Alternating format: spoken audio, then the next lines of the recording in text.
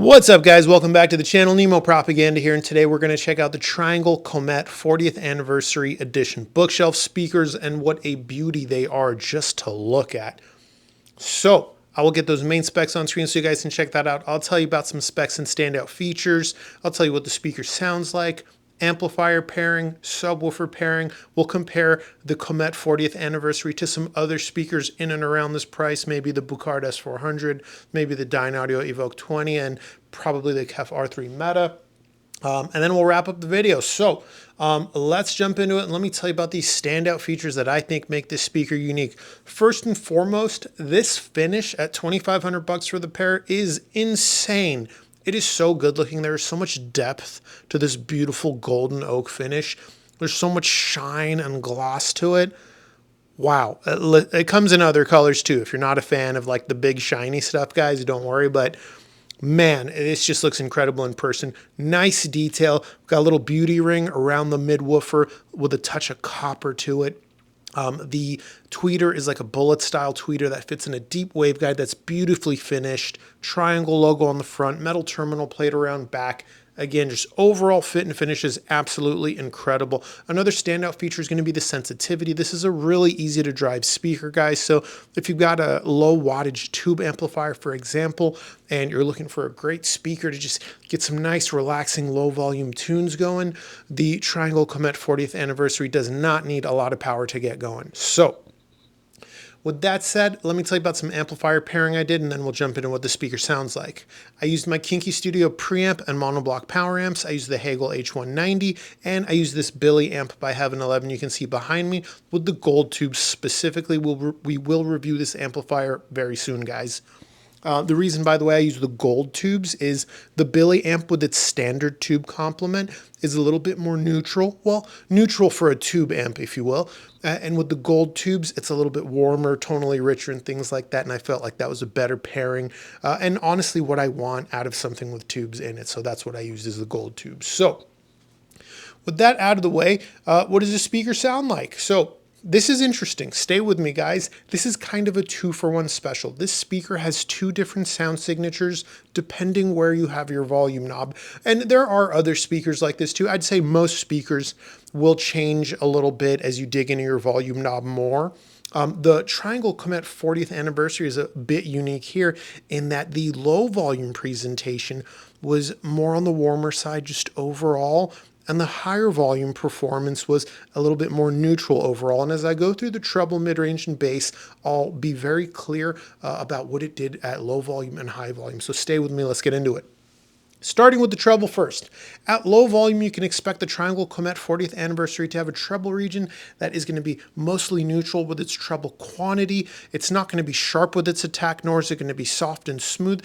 Maybe ever so slightly smooth, but it's going to be open, it's going to be airy, it's going to be expansive and give you great detail and never come across offensive or forward in any way. In fact, at lower volumes, I would say the treble region is very easy to listen to. However, you dig into that volume knob, by the way, just so we're clear, when I say lower volumes, I'm talking, say, around 70 dB with peaks around 73, 74 dB. You dig into that volume knob and you ask the speaker to do something, say like 80 plus dB, and that treble region is going to change. It's not going to be neutral anymore. It's going to be on the forward side of neutral. That attack is going to be ever so slightly sharp. It's going to shift towards being more of a detail-focused presentation. Moving down in the mid-range, we get a similar thing happening at lower volumes. That mid-range is going to be ever so slightly warm or organically rich tonally. They're fairly open and expansive as well. You dig into that volume knob and ask it for more volume. Again, figure around 80 to 84 dB. That treble prominence is going to take away some of that warmth that the mid-range had, make the mid-range more neutral, and that mid-range is going to become all about being fast, dynamic, detailed, expansive, open, and have great separation.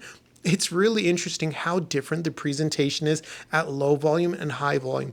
At low volume, again, it's mostly like this nice, cozy presentation that is still open and expansive. Then you dig into that volume knob and the speaker's like, you want quickness, you want dynamics, you want snap, I've got it. You want expansiveness, openness, separation, let's go. Mid-range, treble, bass, doesn't matter.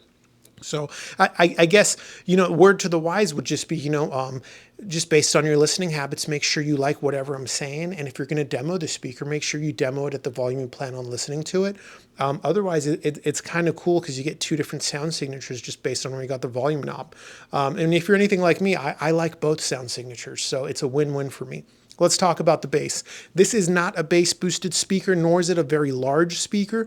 It's going to have linear bass, doesn't have any boost in the mid bass or the low end or anything like that. So I'm going to go ahead and say a subwoofer is going to be mandatory for most people. Of course, I understand there are people that will run speakers with linear bass and not want a subwoofer.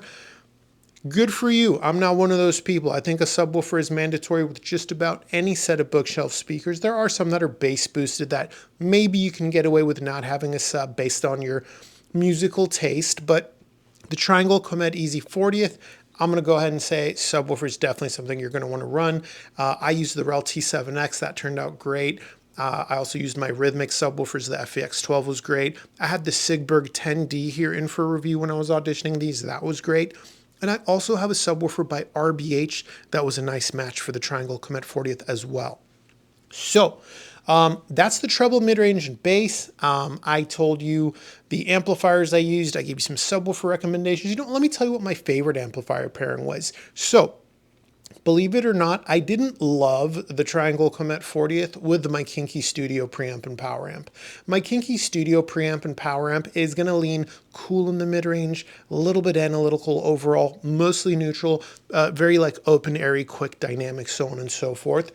I felt the Triangle Comete 40th anniversary sounded best with an amplifier that was ever so slightly smooth in the treble region and ever so slightly warm in the mid-range region, like the Heaven 11 Billy amp with the gold tubes or the Hagel H190. So I've said a lot, but I think it's still hard sometimes to wrap our minds around what something sounds like, and that's why I like to do comparisons in every video. So as promised, let's get into those comparisons, and hopefully that'll help give some more added context to everything else I've already said. So let's start with the Bucard S400 Mark II compared to the Triangle Comete 40th anniversary. Guys, these two speakers are very, very different. Very different. They could not be more different, but let's do that comparison. So at low volumes, the Bucard S400 Mark II is going to be considered slightly dark in the treble. At low volumes, the Triangle Comete is going to be mostly neutral, very easy to listen to in the treble region. You crank the volume up, both speakers are going to wake up a little bit. That Bucard S400 Mark II is going to go from dark to neutral. The Comete 40th is going to go from neutral to forward side of neutral in the treble region. Both speakers are open, expansive, and airy. The Comete 40th Anniversary Edition does have more separation in the treble region and is just a little bit more airy and open overall. Moving down in the mid-range, the Bucard S400 Mark II is substantially warmer than the Comete 40th Anniversary at lower volumes and higher volumes. It doesn't matter what the volume is, the S400 Mark II is going to be considerably warmer. The Triangle Comete 40th, however, is going to have more separation in the mid-range. It's going to be more open and expansive in the mid-range. Moving down to the bass, again, guys, the trend continues. These two speakers couldn't be more different. The Bucard S400 Mark II is a bass-boosted speaker. It has tremendously more bass quantity, and it's a much fuller sound overall. The Comete 40th is going to have cleaner, quicker, tighter bass. The quantity of it's just going to be very low compared to something like the S400 Mark II. So let's talk about the KEF R3 Meta. That's another great speaker in and around this price. Another speaker that's beautifully finished with good, really nice build quality. Of course, it doesn't have a wood finish like the Comete 40th's golden oak with this level of depth and just glory to it. But the two speakers both sound fantastic. Let's get into that comparison. So at lower volumes, the KEF R3 Meta is going to be mostly neutral. The Triangle Comete, mostly neutral. I'd say at lower volumes, the two speakers both have fairly similar treble that is neutral, open, airy, and expansive with good detail and detail retrieval. Digging into that volume knob changes things. The KEF R3 Meta stays mostly neutral, again, where the Comete 40th anniversary is going to shift gears and be more about a quick, dynamic sound that is going to be more detail focused. Moving down to the mid-range, the R3 Meta is going to be on the warm side of things ever so slightly, and that's at low volume or high volume. I've already told you what the mid-range of the Comete does. Warm at low volume, more open, airy, expansive, and dynamic at high volume.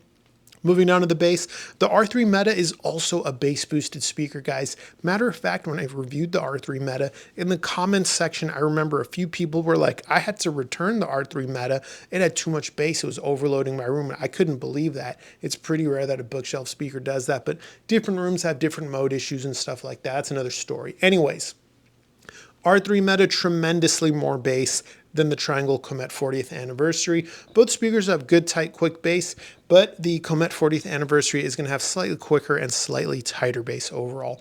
That's that comparison out of the way. I said I'd do the Dynaudio Evoke 20. All right, let's go.